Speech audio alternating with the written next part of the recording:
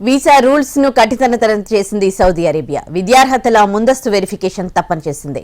ఇంతకీ సౌదీ లక్ష్యం ఏంటి? భారతీయ కార్మికులను తగ్గించుకోవాలని చూస్తోందా? సౌదీలో ఉద్యోగం ఇకపై ఆషామాషి వ్యవహారం కాదు. వర్క్ వీసా దరఖాస్తు చేసే వాళ్లకు వృత్తిపరమైన విద్యార్హతలు తప్పనిసరి.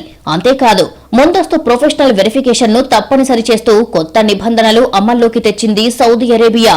నాణ్యతా ప్రమాణాలు పాటించడంతో పాటు భారత్ నుంచి వచ్చే కార్మికుల సంఖ్యను నియంత్రించాలని భావిస్తోంది సౌదీ అరేబియా. దీనిలో భాగంగా వర్క్ వీసాల జారీ నిబంధనల్లో ప్రొఫెషనల్ వెరిఫికేషన్ ను తప్పనిసరి చేయాలి అని 6 నెలల క్రితమే ప్రతిపాదించింది.